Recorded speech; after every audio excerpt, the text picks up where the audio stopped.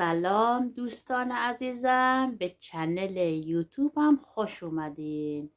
امروز روز اول آبانه و تولد همه آبان ماهیا مبارک. انشاءالله 120 سالگیشون رو جشن بگیرن. امروز روز اول آبانه و یک سوره رو با هم میخونیم. هر روز یک سوره. امروز سوره تکاثر رو میخونیم دوستان گلم. این سوره رو بخون، هرچی مشکل مالی داری از بین میره، هرچی دلهوره داری از بین میره، هرچی گرفتاری داری از بین میره.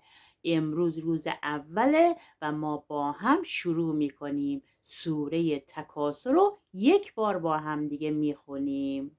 امشب یه سوره‌ای بهت بگم بخونی، فردا که از خواب بیدار شدی هر حاجتی داری حاجتت برآورده بشه، اگر از ته دل و با خلوص نیت باشه. کافیه 12 مرتبه سوره کوثر رو بخونی. فردا که از خواب بیدار شدی میبینی چه اتفاقای خوبی برات میافته، چقدر آرامش داری. اگر میخوای از شر و بلا و مشکلات دور باشی، هر وقت که وقت کردی 4 قل رو بخون. 4 قل یعنی شفای دل بیمار. 4 قل یعنی شکستن طلسم و جادو. 4 قل یعنی رفع همه مشکلات. سوره کافرون، سوره فلق، سوره توحید و سوره ناس. یه ذکر فوق‌العاده میخوام بهتون بگم که رزق و روزیتو زیاد میکنه و زندگیتونو از این رو به اون رو میکنه، که غم و غصه رو از دلتون میبره بیرون و باعث شفای مریض میشه. این ذکر خیلی قویه دوستان. حال دلت خوب شه؟ میخوای از نگرانی نجات پیدا کنی؟ میخوای دیگه گرفتار مریضی نشی؟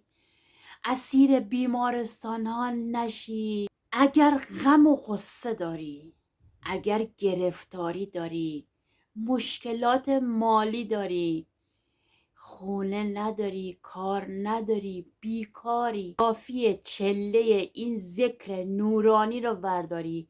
کافیه فقط 40 روز بخونی، روزی 400 مرتبه. بعد ببینی که درهای رزق و روزی چجوری برود باز میشه. هر بیماری داشته باشی بیماریتون خوب میشه، هر گرفتاری داشته باشی گرفتاریتون برطرف. سوره انبیا آیه 87 تا 88 ذکر قشنگ یونسیه. روزی 400 مرتبه تا 40 روز بخون. اول نیت کن، بعد این چله قشنگو بردار. ببین که از اون روز اول که شروع کنی معجزاتشو میبینی.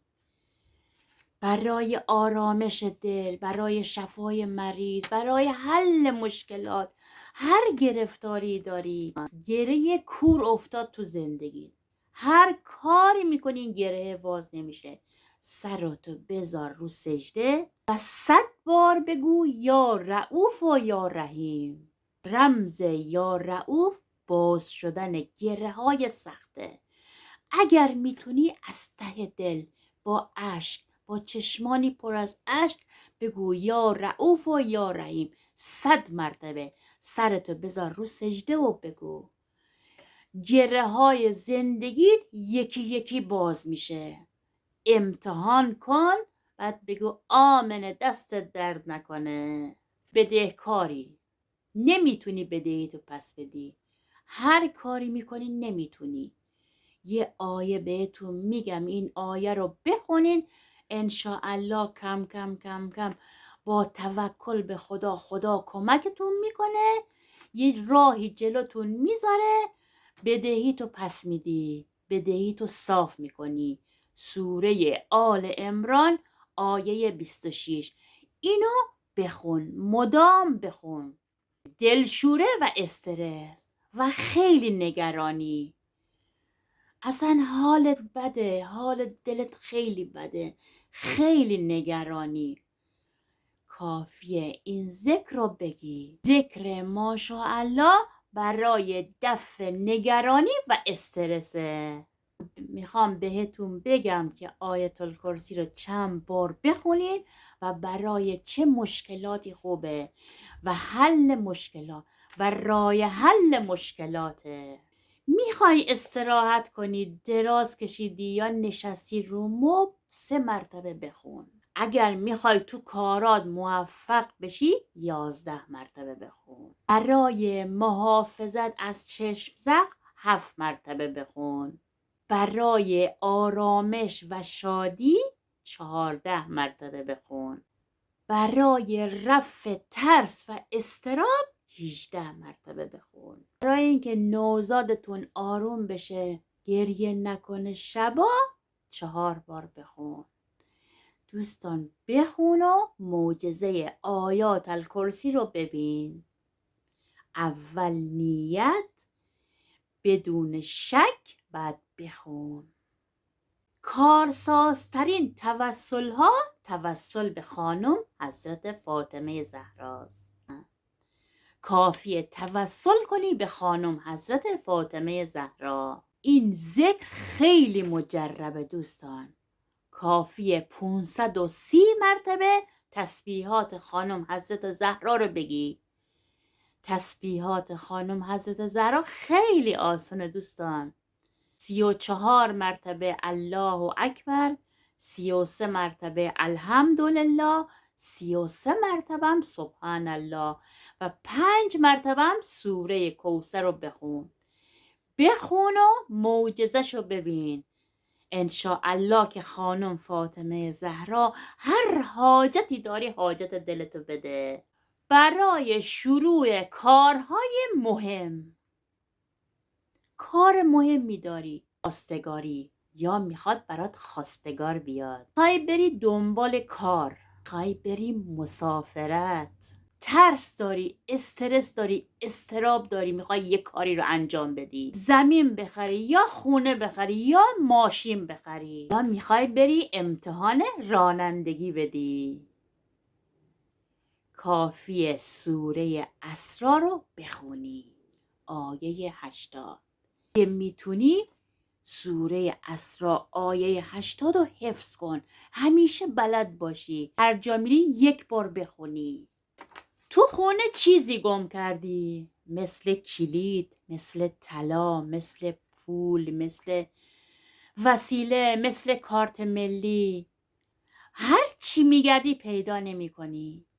بارها گفتم دوستان چیکار کنین برای پیدا کردن گم شدتون. تو سریع ترین زمان پیدا میشه. کافیه اسم وسیله‌ای که گم کردی روی کاغذ بنویسی، قرآن رو باز کنی بذاری لای قرآن توبه آیه 107 بذاری اونجا، انشاءالله که پیدا میشه. برای چیزهای گم شده 1 بارم میتونی بگی الله نور الناظر یا بگی یا دلیل المتحیرین. ببین چجوری پیدا میشه. حضرت مهدی صاحب زمان میگه هر وقت گرفتاری اینجوری دعا کن. وقتی گرفتار شدی، گرفتاری شدید پیدا کردی، نگرانیت زیاده، گیر و گرفتاری داری، مشکل مالی داری، کافیه صلوات بفرستی. اللهم صل علی محمد و آل محمد و عجل فرجهم. و 1 مرتبه هم بگی یا علیون یا فاطمتون یا صاحب الزمان ادرکنی لا تهلکنی. اون چجوری کمکت میکنه؟ مشکلتو حل میکنه، گرفتاری تو برطرف غم داری، قصه داری، مشکل داری، گرفتاری داری، یه ذکری بهت میگم بگو سبک میشی. فقط 40 مرتبه باید بگی با خوندن ذکر یونسیه. میخوایم با هم توسل کنیم به خانم حضرت زینب. روز 5 آبان روز ولادت ایشونه. میخوایم با هم توسل کنیم و حاجتمونو از خانم بگیریم و هدیه‌مونو از ایشون بگیریم. 5 آبان وقتشه.